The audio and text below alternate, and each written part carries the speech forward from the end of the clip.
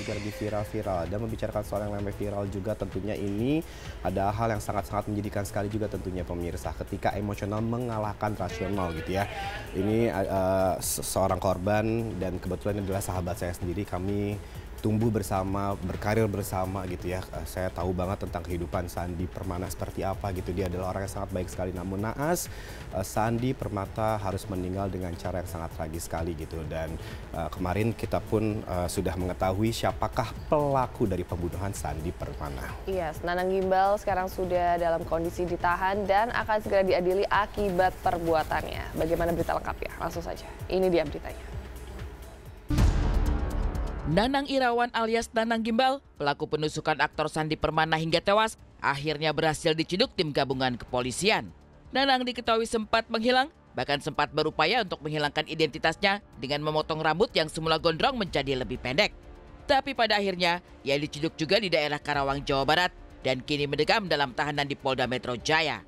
Kemarin, saat kepolisian merilis barang bukti serta pelaku sendiri ke hadapan awak media, Nanang hanya tampak diam dengan pakaian tahanan yang telah melekat pada dirinya. Rupa-rupanya, motif pembunuhan yang dilakukan Nanang kepada sang aktor yang sudah bertetangga dengannya sejak 2017 silam, yaitu karena rasa sakit hati dan dendam yang sudah dipendam sekian lama. Pada awalnya, tersangka adalah bertetangga dengan korban sejak tahun 2017 di perumahan Cibarusah Jaya, Blok H4 RT 5 RW 8 Kecamatan Cibarusah, Kabupaten Bekasi. Selanjutnya pada tahun 2019 ketika korban akan melakukan ataupun mengadakan pesta perkawinan dan akan mendirikan tenda dengan memasuki pekarangan rumah daripada tersangka serta melakukan penebangan pohon di pekarangan tersangka tanpa seizin terlebih dahulu, sehingga tersangka tidak menegur korban karena tersangka tahu korban sangat pemarah ataupun atas perbuatan daripada korban. Tersangka merasa sakit hati dan menyimpan dendam kepada korban. Selepas konflik pertama di tahun 2019, Nanang dan sang istri akhirnya memutuskan untuk menjual rumah yang langsung bertetangga dengan aktor Sandi Permana, kemudian pindah ke blok lain dalam perumahan yang sama. Rupanya, kepindahan Nanang dan sang istri tidak serta-merta menghapus jejak rasa sakit hati yang dipendam kepada Sandi Permana. Tahun 2024, ketika rapat warga, akhirnya pecah lagi konflik, di mana Nanang merasa direndahkan oleh Sandi Permana di hadapan banyak warga. Tapi istri almarhum Sandi Permana mengurai pengakuan lain, bahwasanya konflik tersebut dipicu oleh sikap Nanang yang tidak ingin mendengarkan pendapat yang disampaikan oleh Sandi Permana. Pada sekitar bulan Oktober 2024, di lingkup RT tempat tersangka tinggal diadakan acara rapat dalam rangka untuk menurunkan RT 5 RW 08 karena diduga melakukan perbuatan perselingkuhan dengan warga sekitar. Dalam acara tersebut, korban berteriak dan beradu mulut dengan istri ketua RT. Lalu tersangka mendegur korban dengan kalimat, "Gak usah teriak-teriak, biasa aja." Namun korban melototi tersangka dan berkata kepada tersangka dengan kalimat, "Lu bukan warga sini, gak usah ikut-ikutan." Mendengar ucapan korban, tersangka diam dan mencoba untuk menenangkan diri. Namun dalam hati tersangka menambah dendam yang selama ini tersangka pendam terhadap korban. Pernah diadakan rapat warga, kemudian terduga pelaku merasa tidak setuju dengan ide dari suami Mbak sebagai korban yang ditikam oleh sang terduga pelaku. Memang sempat mendengar itu? Sempat, karena waktu pas ada rapat warga itu kebenaran saya ada di situ juga.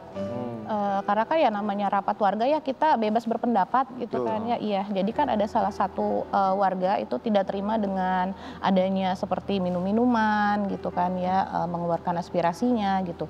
Terus mungkin pelaku ini bilang di luar katanya udah basi gitu kan, di luar jalur maksudnya gitu ya.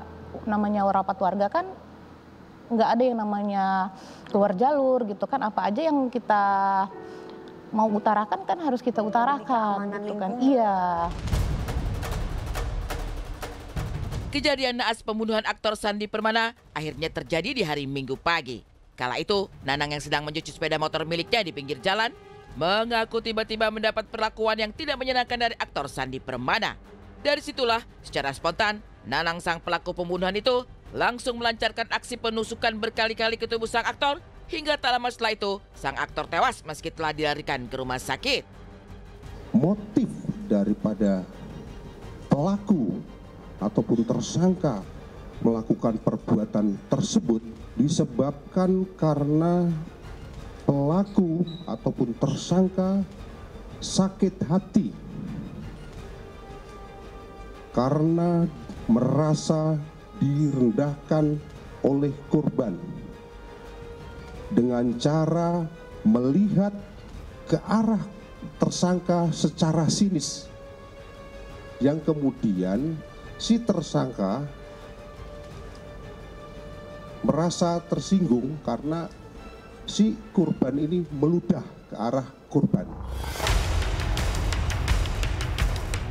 Atas perbuatannya, Nanang Irawan alias Nanang Gimbal diancam pasal berlapis, yaitu pasal 338 KUHP dan pasal 354 ayat 2 KUHP dengan masing-masing ancaman hukuman adalah 15 tahun dan 10 tahun.